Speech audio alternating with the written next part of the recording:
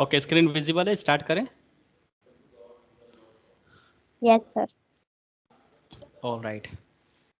So let's begin the session. This is lecture number 30, and we are going to start unit number 5th, that is the network layer part 1. In the last few lectures, we have discussed some error connection, control mechanisms, and flow control mechanisms, and media access control mechanisms, in which you have clear that how many protocols that work together, and so many computers, so many users can access the shared medium and transfer the data from source to destination.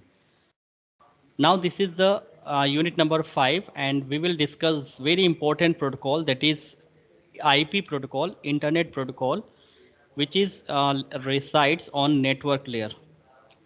So the first question comes into our mind: what is the purpose of network layer, and what are the important protocols that work on network layer? So there are so many protocols exist in the network layer, but we will mostly discuss on the IP protocol and UDP protocol. So let's begin the session. Network layer part 1. First we will clear some terminology based on network, based on IP address. So we will start from the basic. IP address, because it is a very important protocol of network layer, so we should know what is IP address first of all. IP stands for Internet Protocol. IP version 4 means Internet Protocol version 4. Currently IP version 6 is running.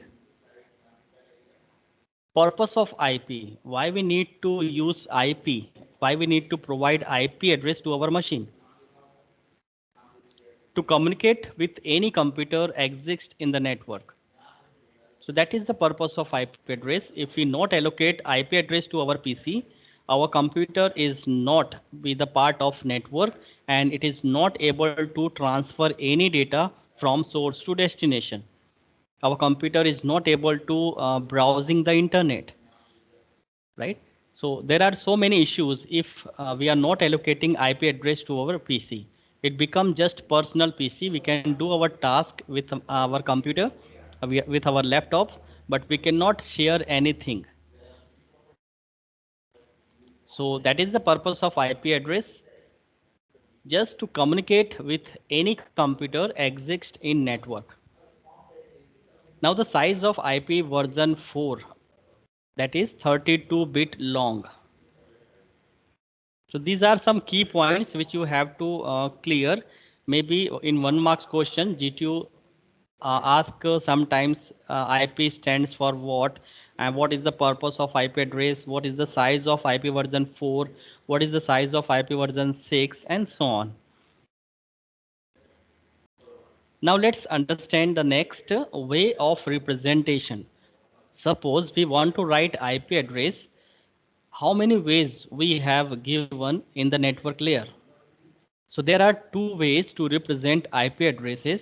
First one is decimal notation, and the second one is binary notation. Now let's understand the decimal notations. You have often seen that any IP address can be written as 192.168.1.6. Now what does it mean? First of all, it is a decimal notation because each octet is represented by using the decimal number. So 192 is an example of decimal number system. 168 again a decimal number system. 1 is decimal number and 6 is decimal number. So because we are using the decimal representation, we are using the decimal number to represent the IP addresses. That's why that notation is called decimal notation. Now in this notation, each decimal slot is called octet, and it is represented in 8 bits. This is called first octet, second octet, third octet, and fourth octet. Now why it is called octet? Because each decimal slot converted into binary digits, and the binary number will be use 8. That's why it is called octet.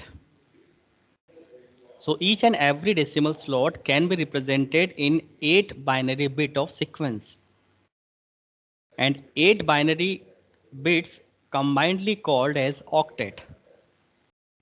So this is the decimal notation, and this is the example of decimal notation 192.168.1.6. If we convert 192 into a binary number, it will be represented in 8 binary sequence. 168, it is also represented in 8 binary sequence. 1 is also represented in 8 binary sequence, and similarly 6.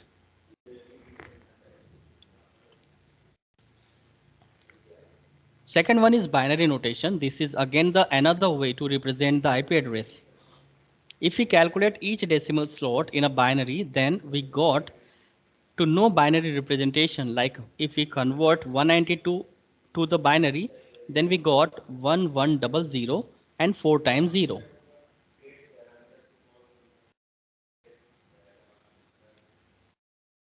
Similarly, we have to convert 168 into a binary, 1 into a binary, and 6 into a binary.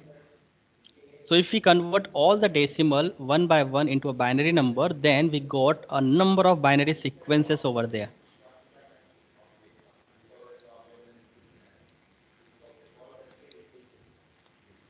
And if we write all the binary numbers one by one, then the binary representation will be look like that. So currently we have converted only 192, that is the decimal notations, and it will be converted into a binary numbers.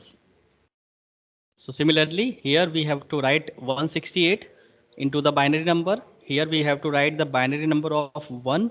Here we have to write the binary number of 6. This is extra. We can omit here. Now remember, if you convert the binary number, if you use the binary representation of IP address, there is no dotted.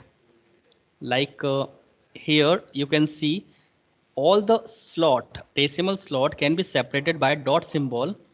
But if you represent in a binary number system, then there is no requirement of dot.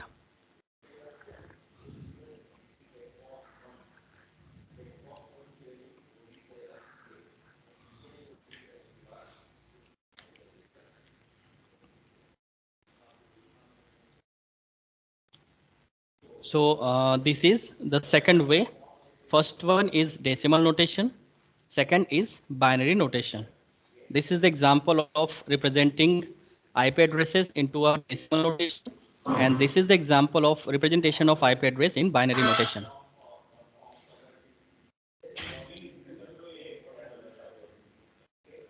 Now the next topic, that is classes of IP addresses. Identification of classes of IP addresses by using binary sequences and decimal values. So by looking the first octet of a binary number, we can identify the classes of IP address. Now the first question, why we need to make the classes of IP addresses?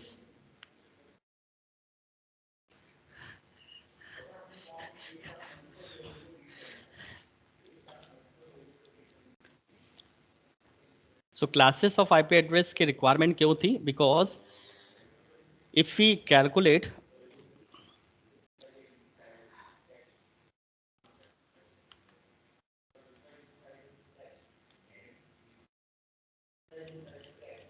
size of IP address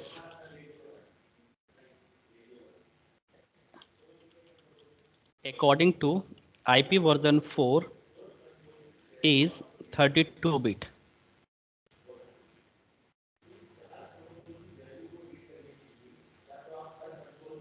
Now 2 raised to the power 32, it gives us 4 billions of IP addresses.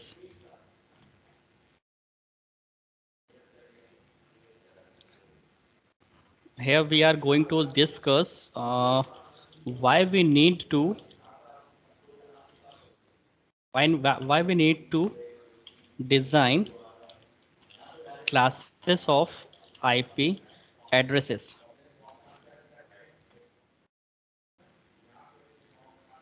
So let's understand the concept. We know that IP version 4 having the 32-bit long.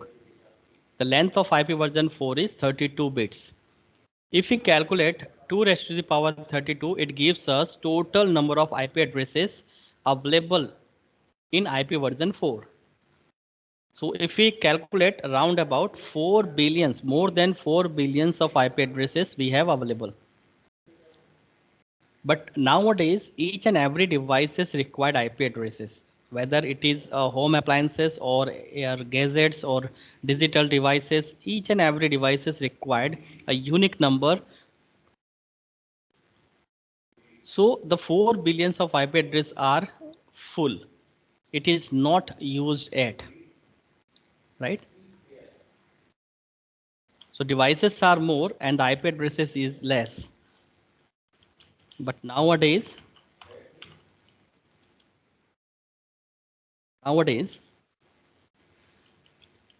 devices are greater,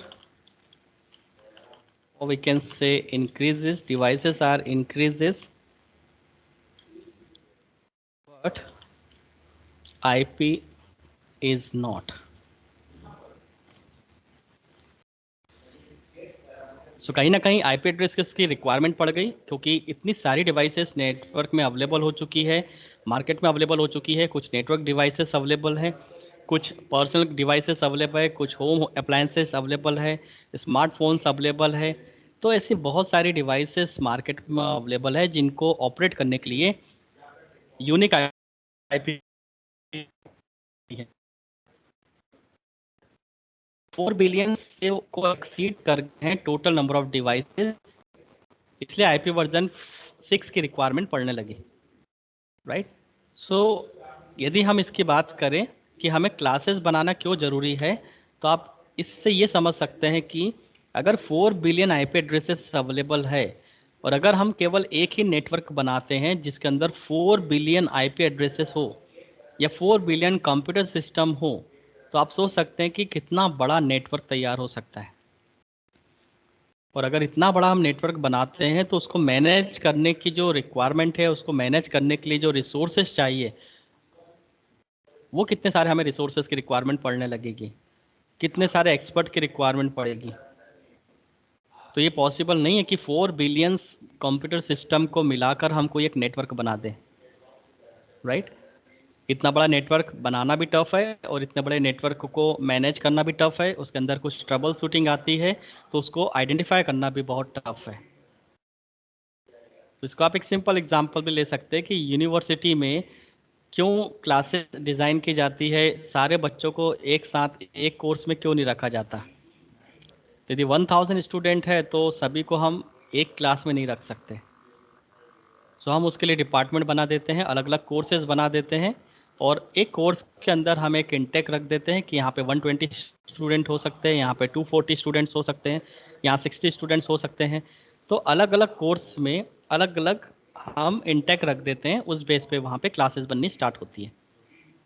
और फिर उस particular classes में जो भी student belong करता है उसको identify करना ईजी होता है, वहाँ पे बहुत ज़्यादा कॉम्प्लेक्सिटी नहीं आती है, क्योंकि 60 टू 40 स्टूडेंट के बीच में हमें किसी को सर्च करना है या कोई डेटा की शेयरिंग करना है।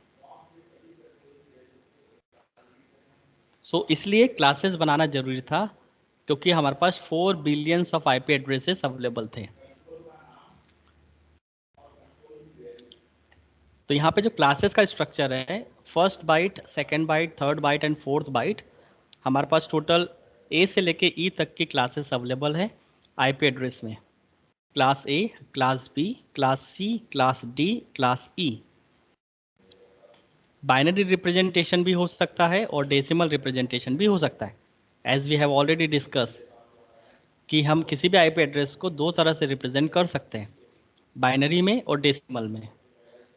और फर्स्ट बाइट को देखते हुए ही हम पता कर सकते हैं कि वो किस क्लास को बिलोंग करता है। अभी कैसे होगा, तो अगर सपोज हम बाइनरी रिप्रेजेंटेशन करते हैं किसी भी आईपी एड्रेस का, तो स्टार्टिंग की फर्स्ट बिट अगर ज़ीरो है, राइट, अगर फर्स्ट बाइट में स्टार्टिंग की बिट अगर ज़ीरो है, so it belongs to a class A IP address. Suppose starting के दो बिट अगर 10 है, तो वो बिलोंग करेगा क्लास बी आईपी एड्रेस में। इसी तरह से अगर वो 110 स्टार्टिंग के 3 बिट का स्ट्रक्चर कुछ इस तरह से है, then that IP address belongs to class C IP address.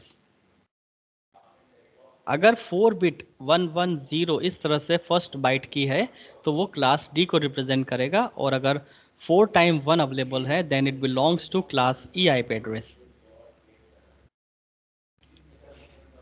So first byte के first bit, second bit, third bit, fourth bit, fifth bit, इस तरह से यदि हम उसको देखें तो हम डायरेक्टली बोल सकते हैं कि वो आईपी एड्रेस किस क्लास का है। जैसे आप स्टूडेंट के एनरोलमेंट नंबर्स के बेस पे बोल सकते हैं कि ये किस क्लास का स्टूडेंट है, राइट। तो जैसे एनरोलमेंट नंबर का क्लासिफिकेशन होता है यूनिवर्सिटी के थ्रू, उसमें बच्चे की आईडी भी होती है, और कॉलेज का भी कोड होता है, और कोर्स का भी कोड होता है। तो इससे क्लियर हो जाता है कि वो किस कोर्स का है और किस क्लास का है। सिमिलरली अगर डेसिमल नोटेशंस की बात करें, कि डेसिमल नोटेशन से यदि हमें आइडेंटिफाई करना है, तो कैसे आइडेंटिफाई करें कि वो किस क्लास का आईपी एड्रेस है। तो यहाँ पे हमें कुछ डेसिमल में रेंज गिवन होती है। 0 से 127 के बीच में अगर कोई भी आईपी एड्रेस है, इसमें इंक्लूडिंग 0 रहेगा और 127 इंक्लूड रहेगा। तो 0 से लेके 127 से अगर कोई भी आईपी एड्रेस स्टार्ट होता है, तो वो कहलाता है क्लास ए का आईपी एड्रेस। 128 से 191 तक की रेंज वाले आईपी एड्रेसेस को क्लास बी का आईपी एड्रेस बोलते हैं। 192 से लेकर 223 का आईपी एड्रेस वाली जो रेंज है, उसको हम क्लास सी का आईपी एड्रेस बोलते हैं। 224 एंड 239 इस रेंज में जो आईपी एड्रेसेस हैं, उनको हम क्लास डी का आईपी एड्रेस बोलते हैं। और 240 से लेकर 255 तक जो आईपी एड्रेसेस होते हैं, उनको हम क्लास ई का आईपी एड्रेस बोलते हैं। सो decimal notations and binary notations दोनों से हम आइडेंटिफाई कर सकते हैं। बाइनरी सीक्वेंसेस में अगर आईपी एड्रेस गिवन है, तो आपको फर्स्ट बाइट के first bit, first second bit, first third bit and first 4 bit के बेस पे आप उसकी क्लासेस को आइडेंटिफाई कर सकते हैं। और डेसिमल नोटेशंस में फर्स्ट बाइट में आपको जो रेंज गिवन है, उस रेंज के बेस पर आप आइडेंटिफाई कर सकते हैं। इसको हम एग्जांपल से समझ सकते हैं। For example,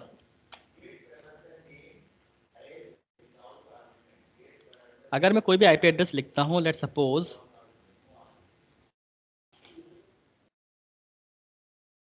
identification of IP classes, suppose हम लोग यूज़ कर रहे हैं डेसिमल नोटेशन किसी भी आईपी एड्रेस को रिप्रेजेंट करने के लिए। सपोज मैंने आईपी लिखा हमारे लिनक्स सर्वर का, जो हमारे कॉलेज में है, 192.168.1.5।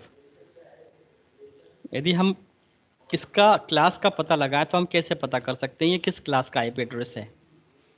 तो अगर फर्स्ट बाइट या फर्स्ट ऑक्टेट की जो रेंज है वो 192 है, और अकॉर्डिंग टू आवर थ्योरी, अगर 192 से कोई स्टार्ट होता है आईपी एड्रेस 223 की रेंज में, तो वो क्लास सी का आईपी एड्रेस होगा। तो ये होगा हमारा क्लास सी आईपी एड्रेस। इसी तरह से अगर मैं आईपी एड्रेस बदल देता हूं और सपोज 200.150.250.23, यदि सपोज मैं इस तरह का कोई आईपी एड्रेस लिखता हूं, तो यह आईपी एड्रेस किस क्लास को बिलोंग करेगा, तो ये हमें पता करना है। तो आपको केवल फर्स्ट ऑक्टेट ही देखना है। तो 200 है, 200 मतलब 192 से लेकर 223, इसके बीच में 200 आता है। तो अगर कोई आईपी एड्रेस इस तरह से स्टार्ट होता है, तो वो हो गया क्लास सी का। तो again it is class C IP address.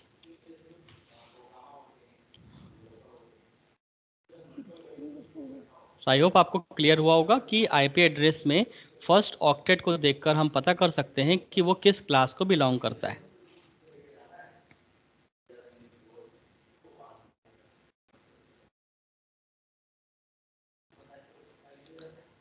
Suffix and prefix in IP addresses. अब ये तो आपने समझ लिया कि क्लासेस बनाना क्यों जरूरी था आईपी एड्रेसेस की, क्योंकि हमारे पास 4 बिलियन से ज़्यादा आईपी एड्रेसेस अवेलेबल थे और हम चाहते थे कि हम इन सारे आईपी एड्रेसेस को एक पर्टिकुलर क्लास में डिवाइड कर दें। और क्लासेस जो हमने बनाई, class A, class B, class C, class D and class E. अब एक क्वेश्चन माइंड में आएगा कि ये क्लासेस में कितने आईपी एड्रेस हो सकते हैं, कितने नेटवर्क आईडी हो सकते हैं, हमारी रिक्वायरमेंट क्या है और हम किस क्लास को प्रिफर करेंगे। अब इसमें टेक्निकल एस्पेक्ट ये रहता है, टेक्निकल जो टर्म्स है वो समझने वाली बात ये है कि सपोज़ किसी ऑर्गेनाइजेशन की रिक्वायरमेंट इस तरह से है कि उन्हें 2 नेटवर्क बनाने हैं और हर एक नेटवर्क में उन्हें 60 आईपी एड्रेस की रिक्वायरमेंट है, राइट। तो इस तरह के रिक्वायरमेंट को फुलफिल करना है हमें, तो हमें किस क्लास को चूज़ करना होगा। क्या क्लास ए हमें इस तरह का स्ट्रक्चर देता है, क्लास बी हमें इस तरह का स्ट्रक्चर देता है कि हम 2 नेटवर्क और हर एक नेटवर्क में 60 आईपी एड्रेस का एलोकेट कर सकते हैं, जैसे कि नॉर्मली ऑर्गेनाइजेशन में होता है। जैसे अपने कॉलेज में 2 नेटवर्क आईडी है, में हमने एक नेटवर्क का 20 आईपी एड्रेस एलोकेट किए हुए हैं बड़ी लैब में, और दूसरे नेटवर्क आईडी में 60 आईपी एड्रेस एलोकेट किए हुए हैं।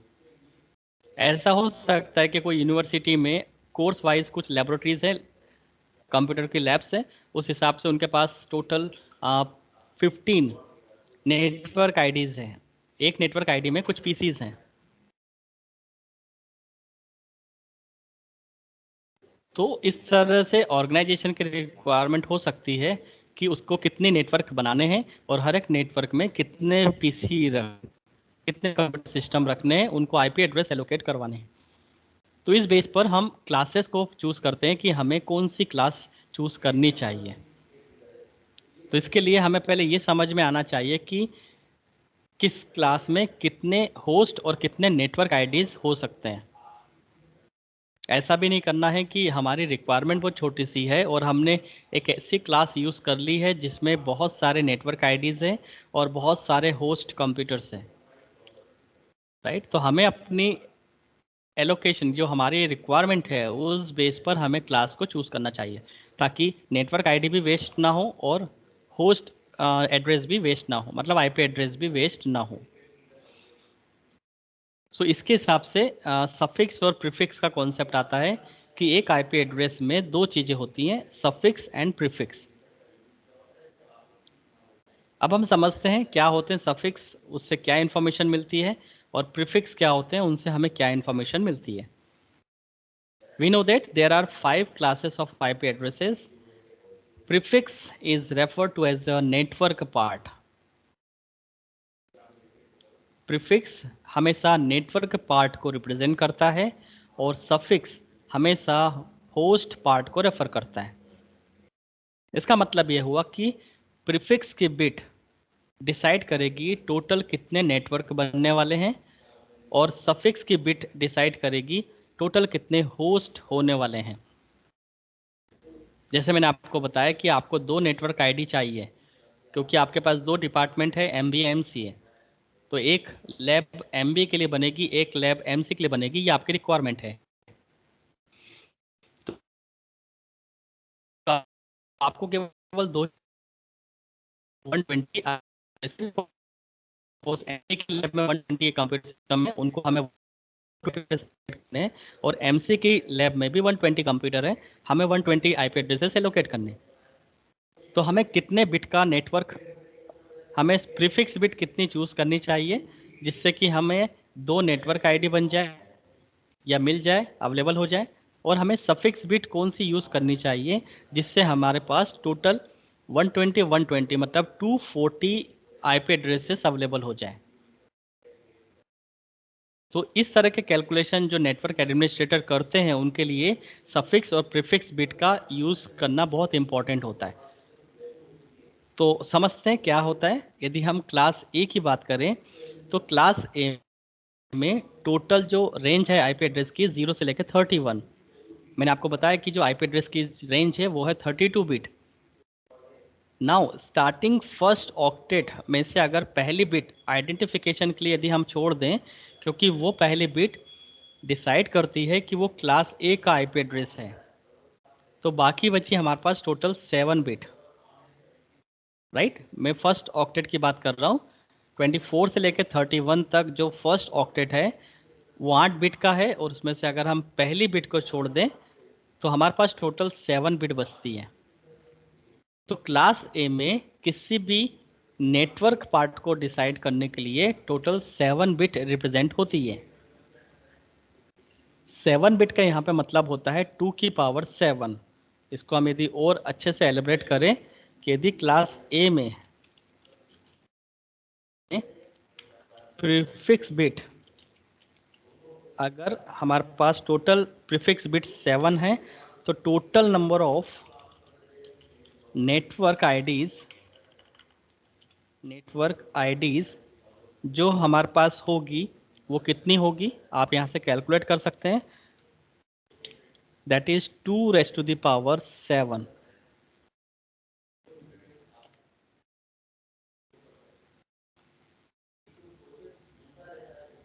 सो 2 raised to the power 7 हमें क्या देगा?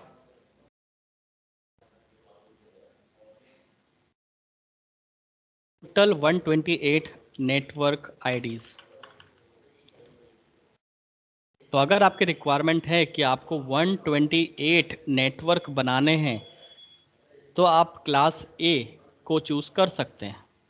मतलब आप आईपी एड्रेस में क्लास ए का आईपी एड्रेस चूज़ कर सकते हैं यदि आपकी इतनी बड़ी रिक्वायरमेंट है तो। और अगर आपकी इतनी बड़ी रिक्वायरमेंट नहीं है तो आप मूव करते हैं क्लास बी में या क्लास सी में। चलो अब ये जान लेते हैं अपन कि प्रीफिक्स से हमें ये पता चल गया कि क्लास ए का यदि हम कोई आईपी एड्रेस चूज़ करते हैं तो उसके पास टोटल नंबर ऑफ नेटवर्क 128 होते हैं। और हर एक नेटवर्क में टोटल कितने पीसी होते हैं, कितने कंप्यूटर सिस्टम होते हैं, वो डिसाइड करता है सफिक्स बिट। तो सफिक्स बिट आप देख सकते हैं 3 ऑक्टेट को मिलाकर सफिक्स बिट बन रही है। मतलब एक ऑक्टेट 8 बिट का है तो 8 से 24 24 बिट यूज हो रही है क्लास ए के सफिक्स में। अब हम गेस कर सकते हैं कि यहाँ पे कितना बड़ा कंप्यूटर नेटवर्क होने वाला है। इसकी जो सफिक्स बिट है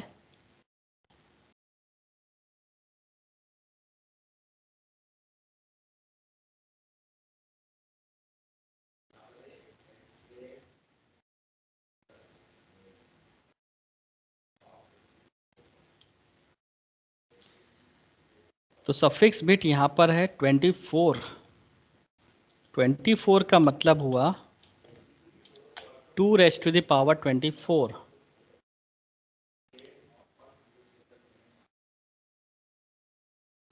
इसका जो आंसर होगा वो हमें बताएगा टोटल नंबर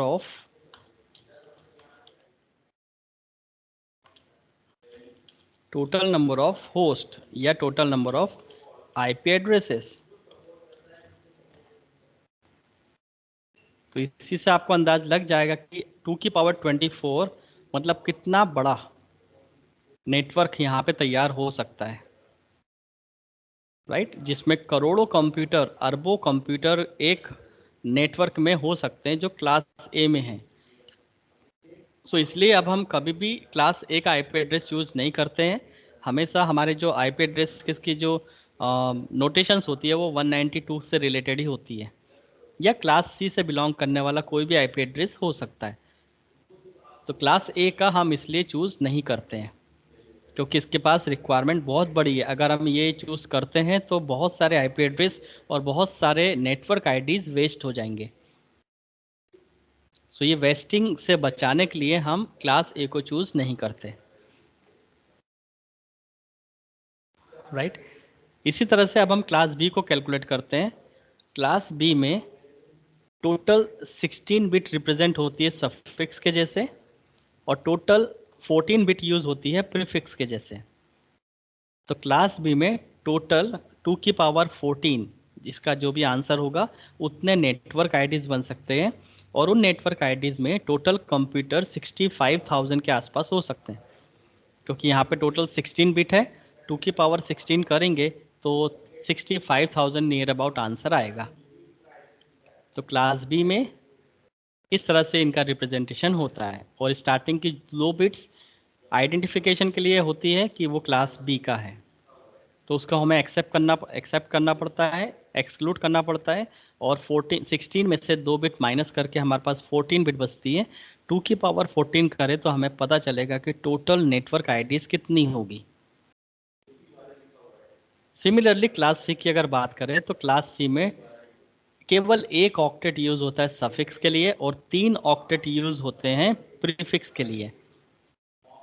तो यहाँ पे प्रीफिक्स के 3 ऑक्टेट है, जिसमें से 24 बिट होगी, और 24 में से यदि आप 3 माइनस कर दें तो 24 माइनस 3 दैट इज 21।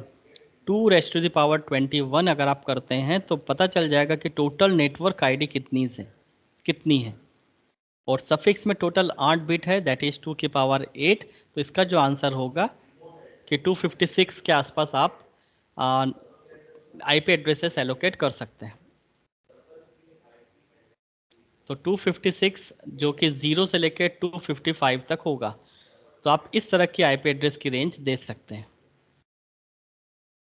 और ये नेटवर्क का या किसी भी ऑर्गेनाइजेशन का मिनिमम रिक्वायरमेंट होता है कि उसके एक नेटवर्क आईडी में 200 से 250 पीसी हो सकते हैं।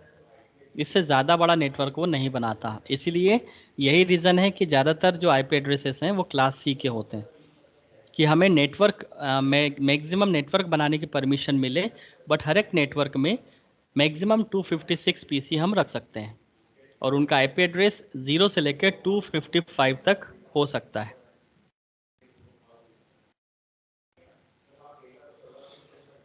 और क्लास डी जो है पूरा पूरा मल्टीकास्ट के लिए रखा हुआ है, और क्लास ई फ्यूचर यूज़ के लिए रखा हुआ है।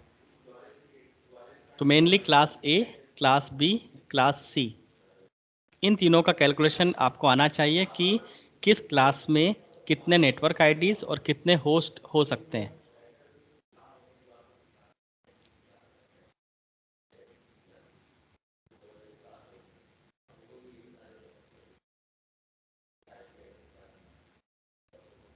अब इस पर बेस एक न्यूमेरिकल आता है। A block of address is granted to a small organization.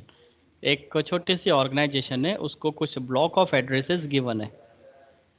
We know that one of the address is 205.16.37.39/28। ये एक स्लैश नोटेशन है जिसको CIDR बोला जाता है, class less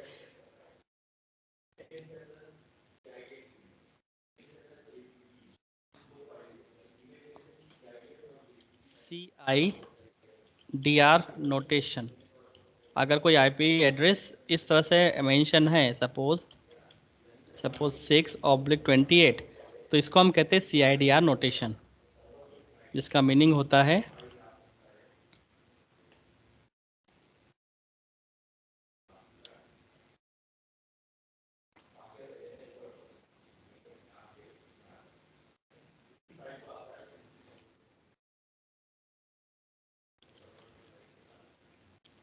classless inter domain routing.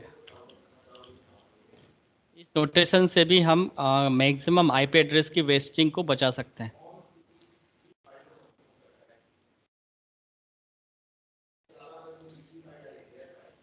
तो फिलहाल आपको ये इन्फॉर्मेशन होनी चाहिए कि आईपी एड्रेस को हम स्लैश नोटेशन से भी लिख सकते हैं। उसका क्या मीनिंग है वो हम आगे बात करेंगे। फिलहाल हम इस आईपी एड्रेस के कुछ ऐसे न्यूमेरिकल सॉल्व करते हैं, ताकि आप एक पता कर पाए कि किसी भी ब्लॉक ऑफ आईपी एड्रेसेस में उस ब्लॉक का फर्स्ट आईपी एड्रेस क्या होगा, उस ब्लॉक का आखिरी आईपी एड्रेस क्या होगा, उस ब्लॉक में टोटल कितने आईपी एड्रेसेस अवेलेबल हो सकते हैं। इस तरह के कैलकुलेशन हमें आते हैं। तो हमें क्या गिवन है, सबसे पहले जो आईपी एड्रेस हमें गिवन है उसको आपको बाइनरी में कन्वर्ट करना है। 205 का बाइनरी ये रहेगा, 16 का बाइनरी ये रहेगा, 37 का बाइनरी ये होगा एंड 39 का बाइनरी ये होगा, राइट। तो सबसे पहले हमें जो आईपी एड्रेस गिवन था उसको हमने बाइनरी में रिप्रेजेंट कर दिया।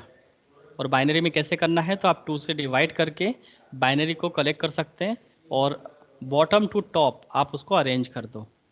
तो इस तरह से डेसिमल नंबर सिस्टम बाइनरी में कन्वर्ट हो जाता है बाय डिवाइडिंग 2। तो अरेंज करने के बाद आपके पास ये बाइनरी सीक्वेंस आ जाएगा।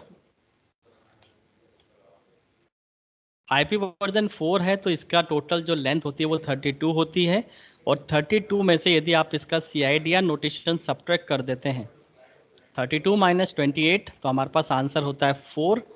अगर हम राइट मोस्ट बिट, ये रही हमारी right most bit, right most bit को यदि हम सेट कर दें 0 से, कितने बिट करना है, तो जो इनका डिफरेंस होगा उतने बिट। तो 32 माइनस 28 इज इक्वल टू 4। तो 4 राइट मोस्ट बिट को हमें 0 से सेट करना है। तो ये रही हमारे पास 4 बिट 1110। इन 4 बिट को ही चेंज करना है, बाकी बिट को हमें चेंज नहीं करना है। तो अगर हम 4 राइट मोस्ट बिट को सेट करते हैं 0 से, तो हमारे पास जो आईपी एड्रेस आता है वो आईपी एड्रेस बन जाता है 32। पहले वो आईपी एड्रेस हमारे पास जो था वो था 39, बट सेकेंड टाइम जब हमने उसको राइट मोस्ट बिट को जब हमने 0 से सेट किया, सो 39 will be converted into 32। So this gives us the first IP address for the given block. So this is actually the first IP address of the block. So this is how we calculate the first IP address for the given blocks. Now similarly, we can find out the last address in the block, and the last address can be found by setting the rightmost bit set to 1. Now again 32 minus 28 is equal to 4.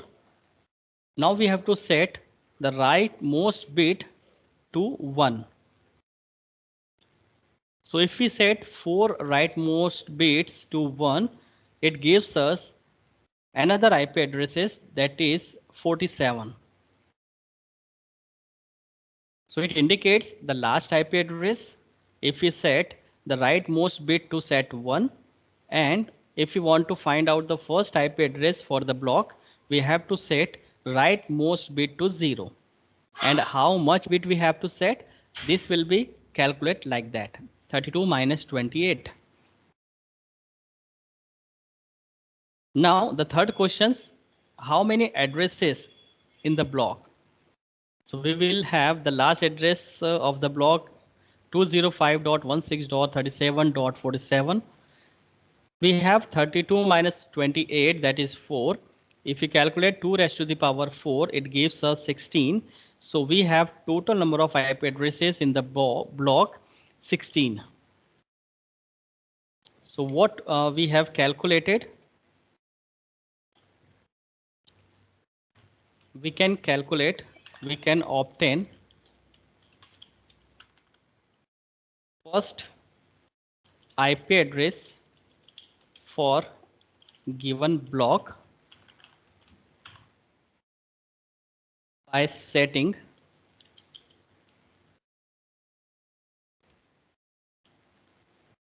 rightmost bit to 0. Similarly, we can obtain last IP address for given block by setting rightmost bit to 1. And similarly, we can find or we can obtain total number of IP addresses in given block by 32 minus 28. There is a 4, and 2 raised to the power 4, it gives us 16.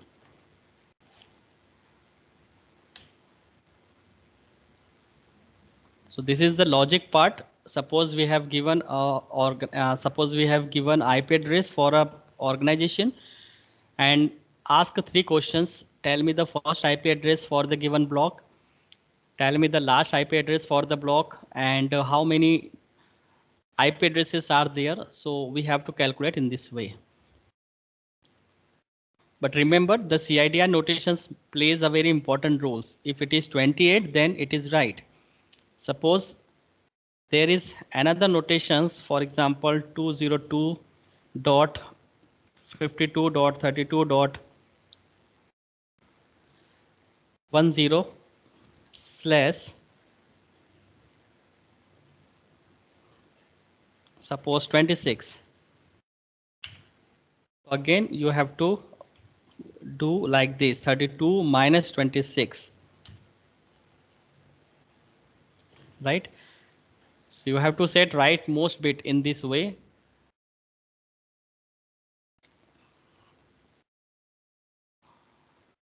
All right.